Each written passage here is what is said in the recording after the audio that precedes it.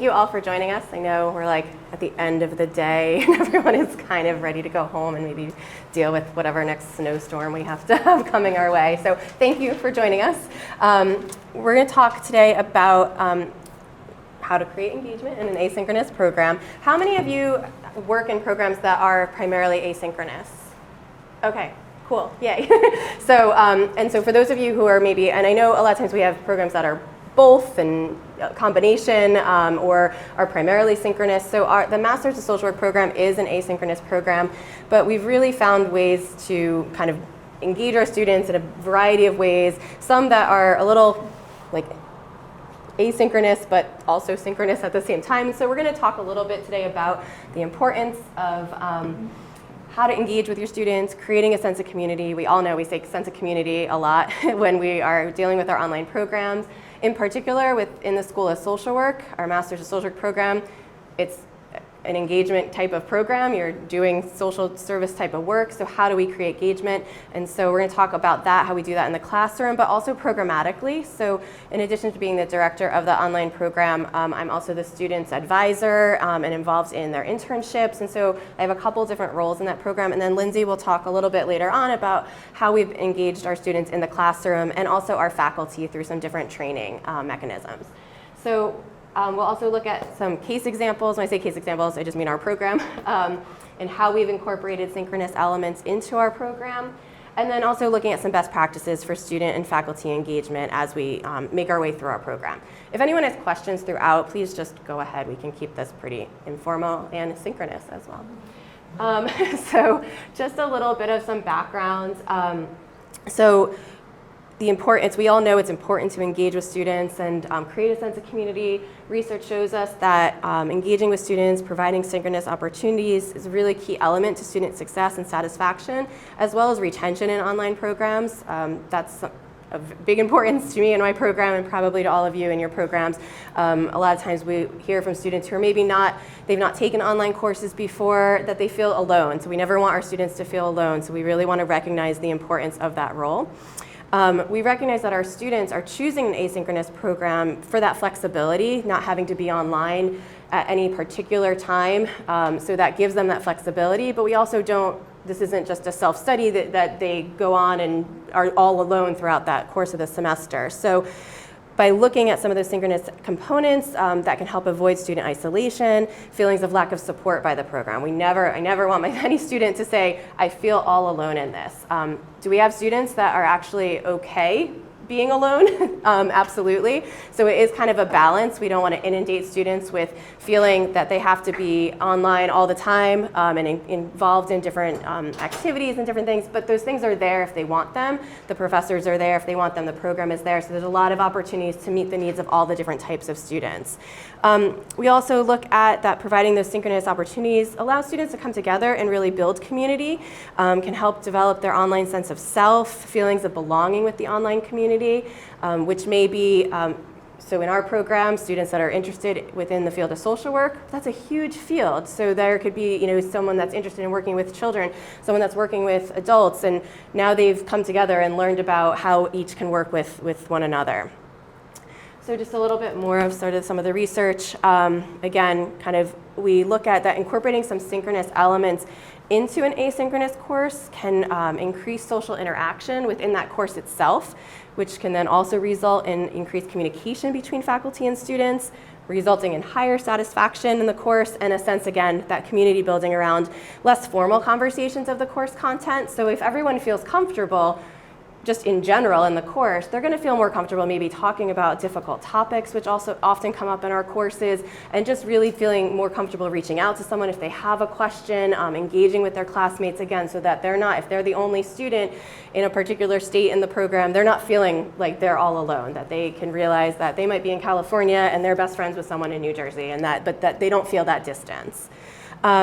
And then also, students feel more comfortable, connected, and supported by faculty who they perceive as more available, which I think is an important piece, who offer synchronous elements such as virtual office hours in their courses. So even if that faculty member is not actually available all the time, if the student perceives that the faculty member is available, and maybe that is by setting once a month office hours, the minimal, that perception is really, really important, and it's an important takeaway. And I've seen that even on some of my own evaluations, that that ability of knowing that you respond quickly, that you're available. So that perception that if there is something that is needed, that you can respond. So thinking about ways to engage with that is really important. So our program. So that's just a little bit of some of the research. I have references at the end if anyone's interested in some of those sources. So the Rutgers Online MSW program, we started in fall of 2013. So we've been doing this for a little while now. We currently have approximately 400 students in the program from across 33 states. This number varies. We have multiple start points. So, but we are approved in all states. So we've got students, about half of our student population is in New Jersey, and then New York, Pennsylvania makes up a good amount, but we have high populations of students in Virginia, Florida, California. I have students in Hawaii, the Virgin Islands, all over the place. We had a couple students in Germany at one point on an Air Force military base. And so all over the place, all different time zones, which creates some fun as well. But since it's an asynchronous program, that allows us a little more flexibility with that. It is a part-time program for our Masters in Social Work. We have multiple starting points, so continuous flow of new students coming into our program. So fall, spring, and summer, we get a new cohort. Our cohorts typically are around 50 students or so, depending on the admission cycle and any loss that we see. We also do have an advanced standing program. That's for students who come in with their bachelor's in social work. That just has one starting point right now, and that's a part-time program as well, but it's a shorter, more accelerated program. So as I've been saying, program is asynchronous. Our courses are taught from a master course shell.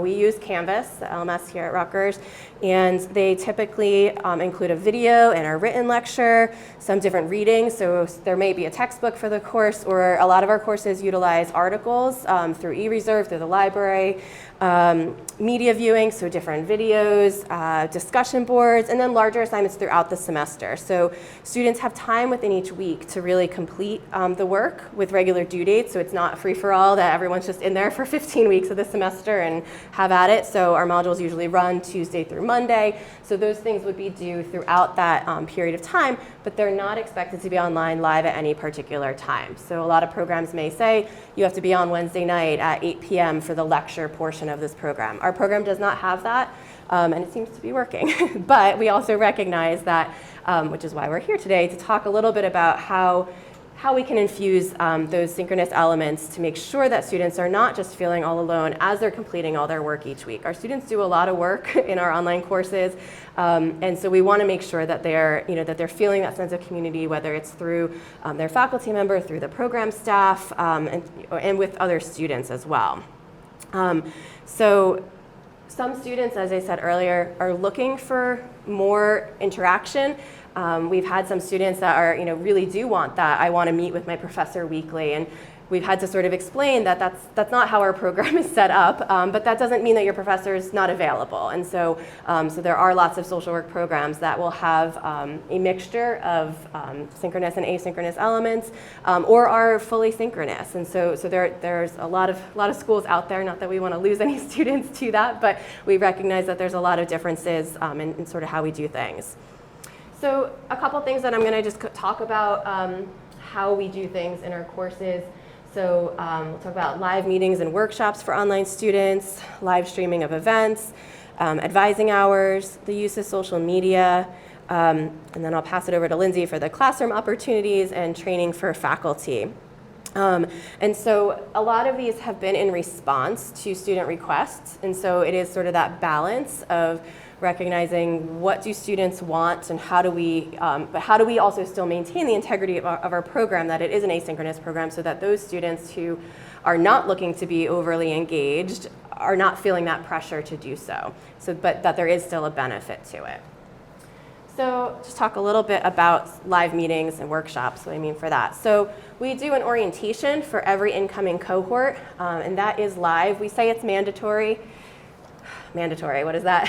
So I can't force anyone to be there. The student in Hawaii, I'm unfortunately not able to go there and make sure that they're online.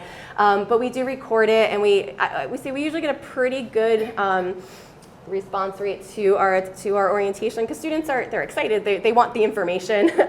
So usually we've had probably 90% participation in our new student orientation. There's usually just a handful that just unfortunately can't come.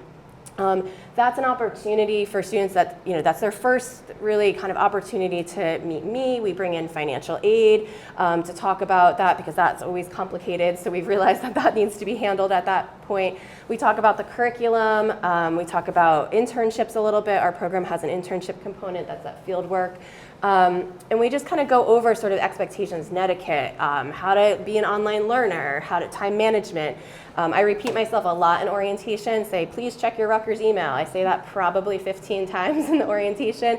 And also to reach out if students have any trouble, really reiterating, letting them know what supports are available to them, so that they again know, they feel that right from the beginning. And that, I say, we're not going to do this every week. You're not going to have your professor talking to you weekly saying, reach out, but that that's still available. We also do cohort meetings. I typically will do a couple a semester, usually for the students that are in their first semester of the program. I usually do it right before that halfway point. I just did a whole bunch the last week or two, right before we kind of got to midterms and spring break, when everyone was sort of feeling that crunch. We also at that point have gotten some students that maybe it wasn't the right fit, have withdrawn or moved on, and so we've kind of got our solid group at that point.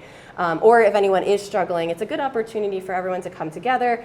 What I love about those cohort meetings is that so they're live, we do them. So for meetings, I typically do in the evenings. It's hard to find a time that works for everyone.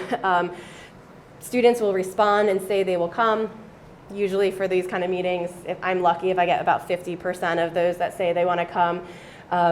That seems to be the norm from programs that I've talked to in other forums as well, that we're happy with what we can get. It tends to be like 30% is what comes to these things, but I take what I can get. And I think that the meetings have been worthwhile. The feedback from students, what they really get out of them is that they hear from other students that they're having the same thing. So maybe they're feeling overwhelmed, maybe they're feeling the same struggles with time management, but it's also not just sitting here and talking about the challenges, but then coming up with strategies. So it's a nice opportunity for really great information sharing. I remind them about checking their Rutgers email and reaching out and all of the same things again. I have the same slides from orientation that I use in them, and so I apologize to them in the beginning about that. But then we really brainstorm ideas together. The last ones I did were really great. The students were super engaged.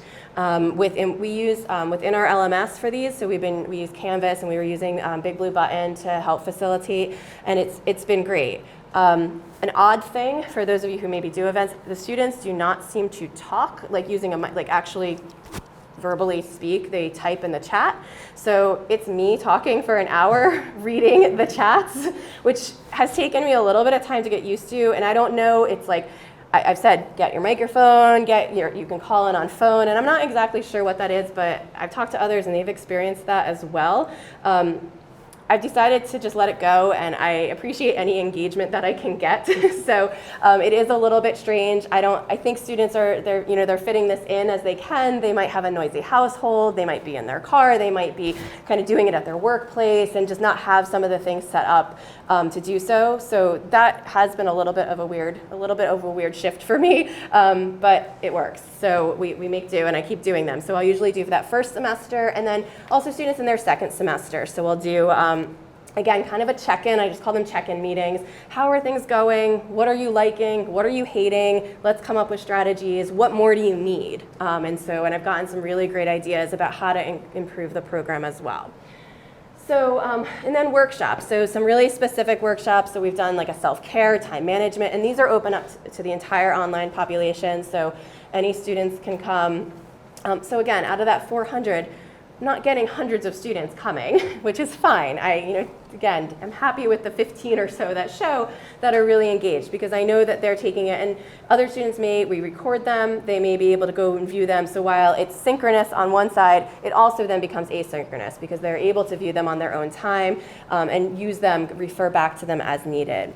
We also did a preparing for summer semester. So for those of you at Rutgers, our summer semester is 10 weeks long instead of 15 weeks. And so that means double modules some weeks. And that's really scary to some students. Last summer, students in their last semester realized they had 2 classes plus internship instead of 1. And I was like, sorry guys, we're just throwing this all at you in your last semester. So everyone was really, really panicking about that. So got everyone together. I brought some alumni in that had just finished up and current students that were also finishing up, had them talk to the students. That was awesome because then I didn't sit there and talk for the whole hour, and so they were able to get, hear from other students that were like, we made it through, it's okay, you're gonna be fine. So, that has been really helpful.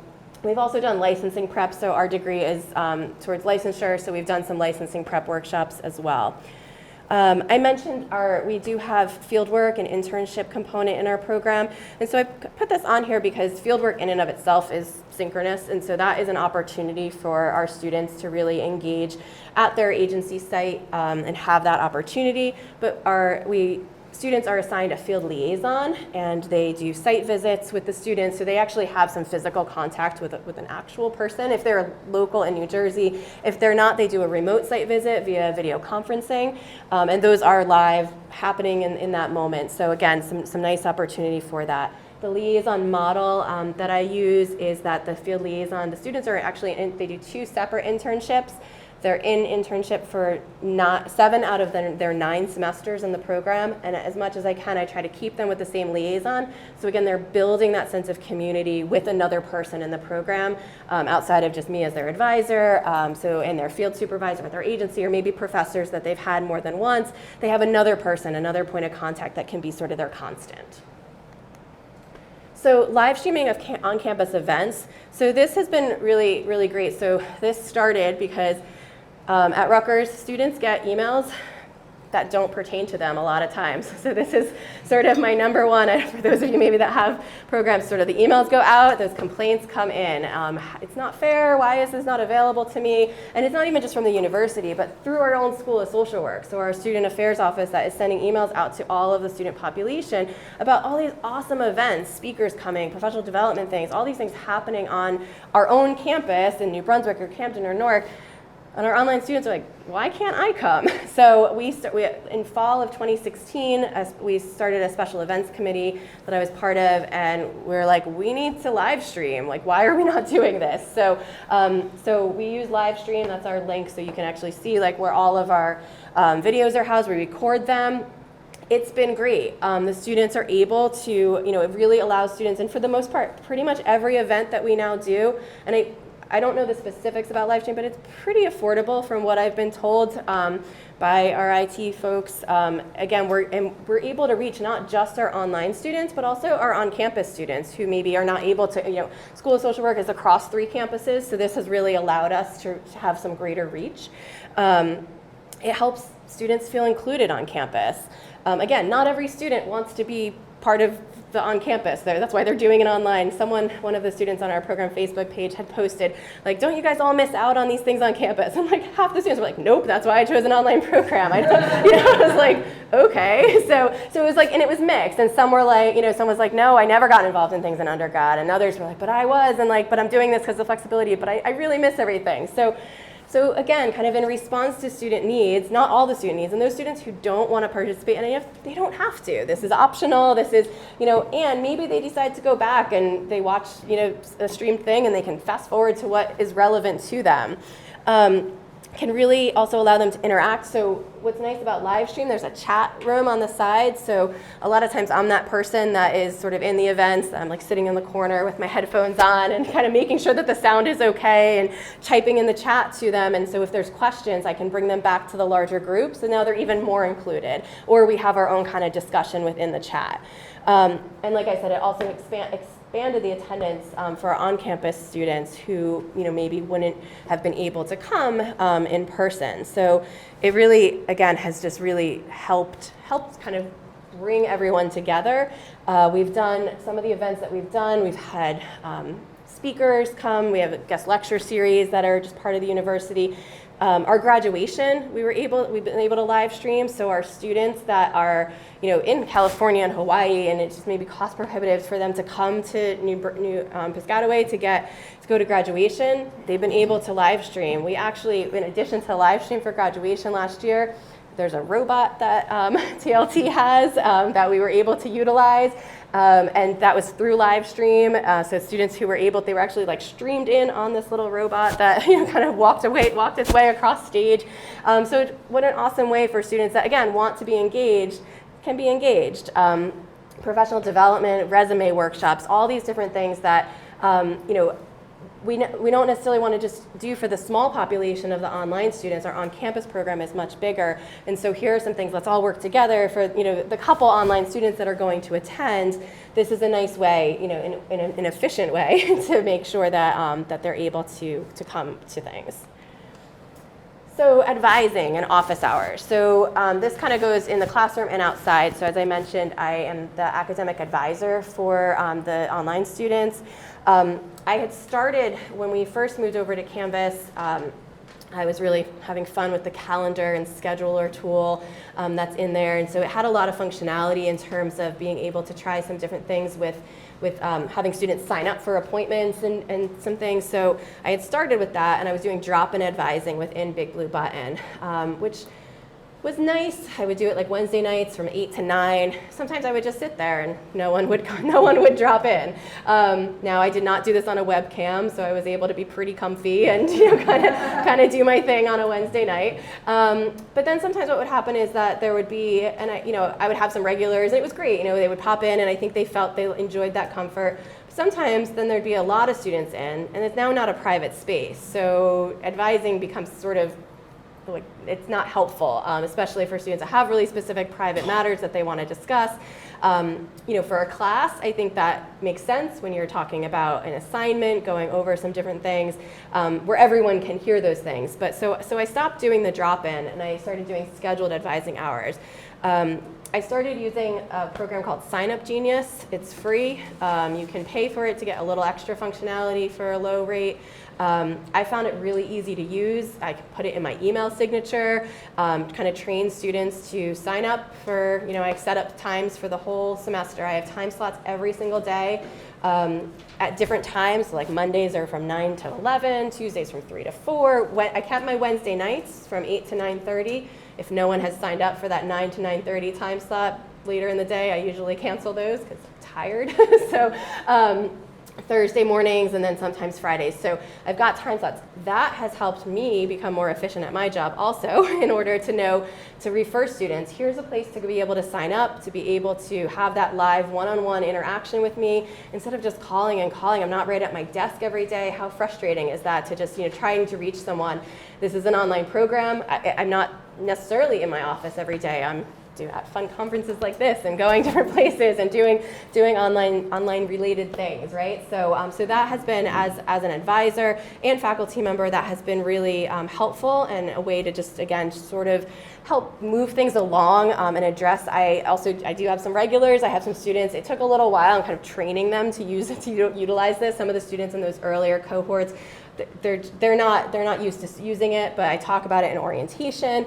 And I think that this can be used, again, also in faculty office hours. So when you look at, for those of you who are teaching, it could be weekly that you have, drop-in hours or sign-up hours by appointment before assignments. Same as like if you were in the classroom, you take that live time to talk about a big assignment and clarify any questions, make sure everyone is sort of on the same page.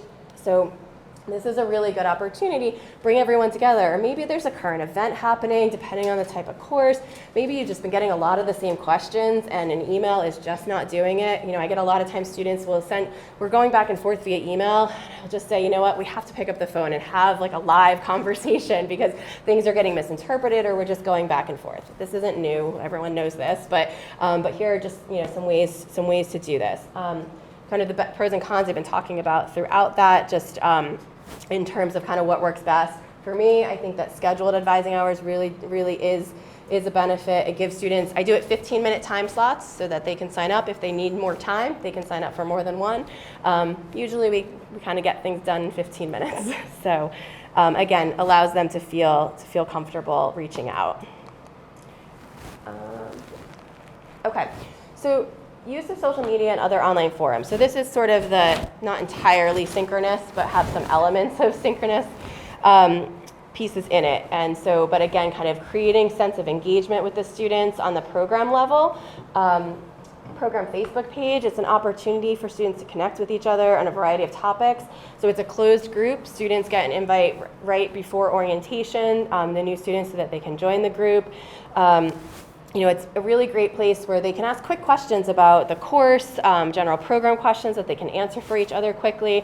I always kind of talk about some general rules for the page in sense of like, your professor is the best person to go to for questions about assignments, but if you're not hearing back or you just have a quick question to clarify something, this might be a good place to go, but still go back to your professor. That's where you need to go.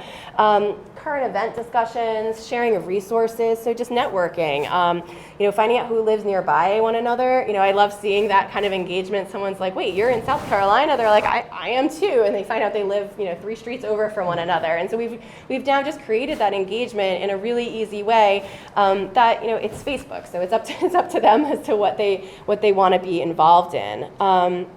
Some cons with the Facebook page is just at times we can find the page get a little bit negative when there's complaints. Everyone is sort of tired and overwhelmed and burnt out, and so from a program side, kind of managing that, also wanting students to feel they have the freedom to discuss what they want to on that page, but just trying to manage that. It is another place for me to check. I sort of moderate that. Occasionally students will tag me and say, hey, Rachel, I emailed you. And I'm like, that's not helpful. So now I have to go back there and check and check a couple places. So just some reminders of those rules on that page. Again, I've seen some really awesome connections that students have made with one another on that program Facebook page. And that's like a minimal, I don't have to do a lot on there. It is still asynchronous to a point, but students they're getting those Facebook notifications right away. They're responsive to them. It's again a place to create that sense of community. We also have a student resource center within our program. We have that within the LMS, within Canvas, and that's absolutely asynchronous. It's a standalone tool, but I just wanted to mention it again as a place for sort of information sharing that can also help that student not feel that need for as much synchronous interaction, so that if they're feeling lost and they don't know, the answer to a quick question or something, or even how to access some of the events, that's where they can go. We've really built it out so that the students will have access to the frequently asked questions, the curriculum, the textbooks, scheduling, all of the nuts and bolts of the program. We do have some discussion boards built in there. I found that students are not really using them outside of the initial introduction when they're new, which is fine because it's another place for them to have to go. But we are referring students over to that as a tool to just, again, kind of help them get the information that they need. All right, so I'm going to pass it over to Lindsay to talk a little bit about the classroom and some faculty training that we've done and how we really look at those synchronous elements within our asynchronous classrooms. So as you guys know, school social work is very, not so much in the beginning, but as you grow into it, it's more clinical based and you're very interactive with others within the profession itself. So within the classroom, we want to try and model that, that interaction. And so one of the biggest things that we like to put into our group projects and incorporating role plays, since that is something that's in the career itself. So we've done that with a couple of different tools, and we use, Canvas as our LMS, and we've used tools outside of Canvas as well. So one of the tools that we use within Canvas is Big Blue Button. Free conference call is not in Canvas. Screencast-O-Matic is not in Canvas, and Zoom is not in Canvas. But Big Blue Button is, and the other ones are free of use. But the way we utilize these tools is we have role plays, and the students will, for example, one would be the clinician, and then the other one would be the client, and they do that role play, and then they record it, and they submit that as their project. So that's a way to engage them together and get the students working. And also, in the field, we want to apply those skills. So it's a great way to get that student interaction and apply those skills, and we do that by using these, by recording with one of those tools. And again, like I said, there's Big Blue Button and Canvas, and then all the other ones are free tools. I don't know if you want to take a minute to jot those down. They're pretty much just screen record. Like for example, free conference call is just a conference tool. It's free, hence the name. And so they would just record just like it was a conference call, and they would just record one another. So do you find you have to do separate training for the students on using these tools, or are they out the door good? Do they what? I'm sorry? Are they able to use the tools right away, or do you have to run training? We usually provide some kind of instruction for them as well as the tool support.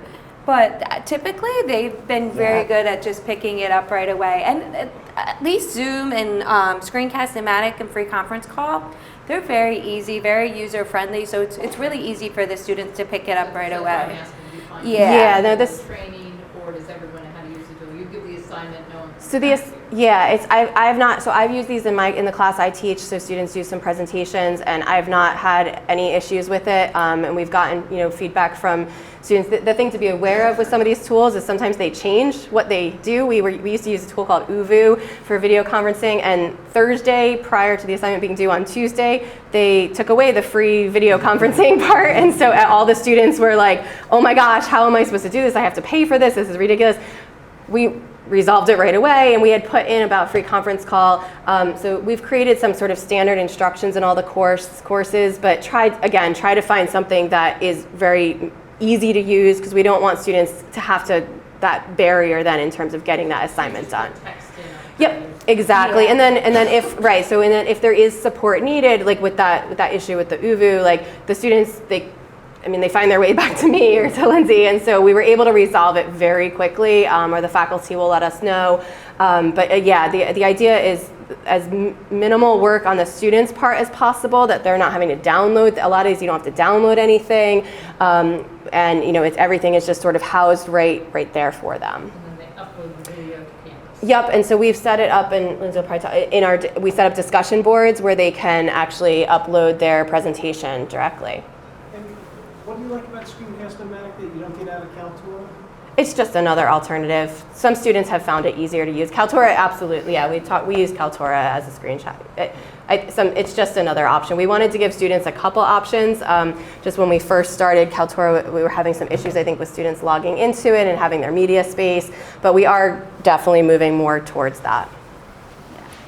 And it's nice to just have options, because some students just would rather go to the outside source and use what's available to them. So it's just preference. But yeah, so we use these different video tools for these group projects and these role plays, but we also use these video tools to do other things, such as share videos within the course. So we set up student introductions and also student presentations. So one tool we were using was VoiceThread, but we found that it was not working well for our program, which is okay, so we'll think of an alternative. And VoiceThread was just causing a lot of frustration for our students and for our faculty, so we decided, Rachel and I said, we need to find something else.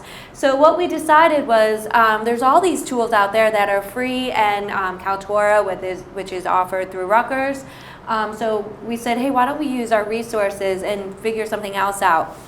And we use Canvas, like I said. So Canvas at Rutgers, it allows you to, if you use these outside tools, you create that video. The discussion board allows you to upload that video to the discussion board feature. So we said, well, why are we having all these students create these videos and then upload them to a VoiceThread when they can easily do it through the discussion board? And what we have found in terms of piloting it, there's been actually more engagement with the discussion board feature, because students are more comfortable with it. There's way less frustration. And also on the faculty side, their frustration has been minimized, and they're not receiving all these emails from the students. And also the grading part of it. They can easily grade with the speed grader in Canvas, which helps a lot too. So sharing these videos with the students and using all the different Kaltura, Big Blue Button, whatever the tool is that they decide to use, and creating those student introductions, and we use the discussion board feature for that as well. So that brings us to the next one, discussion board. So like it says, while there may be asynchronous in terms of student participation, we consider how questions are worded to encourage greater engagement. So just because some of the discussion boards may be video and uploading presentations, we also word our discussion boards a little bit different so we can incorporate those into that interaction with the different students. Also then the weekly engagement with students, so there's office hours, feedback to students, supplemental materials, and all of that is just provided and there for the faculty to provide the students with that as well, so you get that faculty to student engagement, just providing all of those materials. So then something else I want to touch on is the faculty training engagement. So when you think about all of these things and that student engagement, that really stems from the very top, which would be the program, which is a lot of what Rachel talked about earlier, but then that funnels into the faculty and the faculty to faculty engagement, faculty to student engagement. So it's just that next level. So if you have your faculty engaging with one another or your faculty engaging on a program level, that should then model into the classroom where the faculty will then engage with their students and hopefully form that student-to-student engagement as well. So to do that, what we do is we provide training opportunities for our faculty. I do refer them to some of the TLT trainings, but I also provide just one-on-one trainings. I provide group trainings, more specific to our program. The TLT has a more broad general, so it depends on whatever the need is. But they can come to me with that personalized training. If they have new course development, they can come to me for that. If they just want to know some best practices, whatever their need is, they can come for that one-on-one, or I do offer some group trainings in the beginning of this semester. For the last few semesters, I've been doing just basic Canvas training while our faculty are transitioning over to that LMS. So that's been really nice. And then again, I continue this faculty communication with them by just sending every semester a welcome email. Rachel sends a welcome email from a program standpoint, and I send it from more of an instructional design standpoint. And we do this at the start of every semester. I also try every other month to do a newsletter, but it's very time consuming. So far it's been just about once a semester. I create, or twice a semester usually, I create what I call the Instructional Designer Digest, and basically this is a newsletter, and I use the tool Smore, so it's smore.com if you're interested, and basically this is just a electronic newsletter that gets sent out and right to their email, and it's pedagogy aspects, depending on whatever we kind of sit together and put our heads together and say there's a need for. So things like accessibility. So what is accessibility and why do we, and then so I always have the how and the why, or the what and the why, or the what and the how, or I kind of have both like sectioned off. So what is accessibility, and then how can we take what it is and incorporate that into our Canvas course, or what can I do to be aware of accessibility? So this newsletter is just broken out into chunks. And then I also want to just touch base on some of the faculty, or some of the technology that I use to meet with these faculty. They can either come to my room for that one-on-one session, or I can meet them virtually, and some tools I use is Big Blue Button or GoToMeeting. And I think we just got approved to have an account for WebEx by the university, so that might be on my list. So these are just some of the tools, and I meet with them virtually, and we talk about whatever it is. But building that faculty instructional designer relationship, the faculty to program, we hope that will model and turn into the classroom and having that engagement with their students, which then hopefully the students will have engagement with one another. Awesome. So just to kind of wrap up, so we have lots of questions about, we haven't solved the problem of how to, we have an asynchronous program and that continuing need for creating a sense of community. I think that's something we're always going to struggle with. I think my first question here is sort of this area for future consideration. Does an online event that only a few students attend impact community and online program? Does just knowing that the program offers those opportunities, even if no one attends, make a difference? I think yes. I think that goes back to sort of some of the research about the perception of availability. So I think that that's important to consider. So for those of you who are thinking about it, and it can be frustrating, you work really hard on creating a workshop and you have 3 students attend, but those 3 students, maybe next time you have 7 students, and the next thing you can build on it, or maybe you always have 7 students, because that sometimes is the case. However, but the information that's being shared, they talk to one another, they make their way, through their cohorts, and my hope is that that information is being shared, that student that wanted that additional level of engagement feels satisfied with it, and that's helping them stay in this program, so that if that student was not feeling the love so much about being here, that maybe that workshop was really what helped them to stay. Consider surveying students to gauge their interest, their availability, explore creative ways to engage with students to create that sense of community. Get students' feedback. Now, a lot of us have sent out surveys. I've sent out a survey asking for time frames, and you get, like every single day and every single time slot. We're never going to find, again, like when we have students from all different time zones. That's why I do things in the evening. I usually will do any event like 8 p.m. Eastern time. So my thought is, like, at least for my West Coasters, it's the end of their work day. So that tends to work pretty well. So kind of think about, get student engagement, ask them what they want. Just because I think something might be helpful doesn't necessarily mean that it's helpful for them. So maybe they want the complete opposite. So again, kind of looking at the awareness of synchronous opportunities. Does it encourage students to be more engaged with the instructor by setting clear expectations about office hours, availability for advising? So my saying, hey, I'm available these time slots for advising, I always tell students, you can still contact me anytime outside of these time slots. It's not that you're restricted to this time. But does having that awareness, does that allow them to feel more engaged, and how that availability is there versus just picking up the phone and, like, the student that's been calling me all day today, I'm not at my desk. So that's really frustrating for them. So kind of knowing that they can reach me tomorrow from 3 to 4:30, they can sign up for a slot, and I can give them as much time as they want within those within those time slots. And then, but then also kind of setting those considerations for guidelines for availability, that we're not on call, even though an online program we kind of are, we are 24/7, but so setting up those, that's for many, but being realistic. I go to bed. I like sleep, and so we need to be aware of that. So when someone sent us an email at Saturday night at 11 o'clock when I'm already sleeping, and and then they've emailed me 3 more times since then, that's not realistic. And so setting some expectations, and maybe if Saturdays seem to be a good time for you students. Now, I did a Saturday workshop. I had no one show, so that seems to not work for my students. It was like 9 or 10 in the morning, no one was there. So all right, that's fine. That sent a clear message to me. So I usually do like a Tuesday or Thursday night during the week. Our modules start on a Tuesday, so like they're not swamped with work. So kind of keeping those things into consideration and setting some boundaries on your time so that you're not giving it all. You are giving it all, but realistically.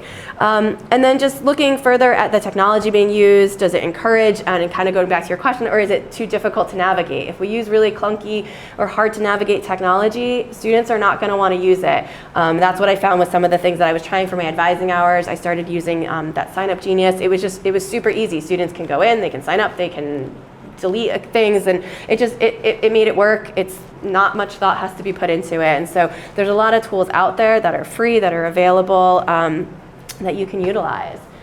So these are our references. Are there any, I think we probably have like 1 minute. He's looking at her time. Any questions or thoughts, comments?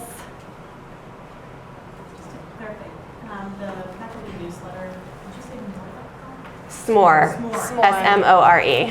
Thank you. Yeah, sorry, I should have put that on there. It's okay. Yeah. How often do you iterate from, you said that you have a standardized shell. How often does that, is it once a semester, once a year, once every 2 years? All the time. So they're being updated all the time. And so depending on the course, we run fall, spring, and summer. So it depends. Some courses run each semester, so and some run maybe one or two times. But is it typical change like 5% of it, or do you change like 30 or 40%? Small changes, I would say. Right now it's been small revisions, but the faculty have gone in there throughout the semester and have made updates. So if they make an update to the live shell, they'll go into the template and make sure that same update's been made. So doing that along has helped with the major revision that needs to come at the beginning of the following semester. But typically it's been pretty minor. I haven't had any major. I've been told that major revision's coming, Yes. but it hasn't So come yet. So We've been focusing a lot because we were migrating from e-college to Canvas, so that's been, and so during the migration of the bulk of the courses, faculty, that was summer of 16, so we did do a lot of updates at that point because we were already in there kind of building that, so there was a good amount, and depending on the course also, so like we have courses in social policy, that's changing every day, so like those lectures are, like that stuff is being updated more regularly than a course on sort of human behavior theory that may be a little more stagnant, so that it depends on some of the course topics too, but we definitely are encouraging our faculty to go in and check, checking links and articles, and but that is, I've told Lindsay that's going to be part of her sort of once we're through this migration, that will be on deck for her. Well, thank you everyone for coming. thank you.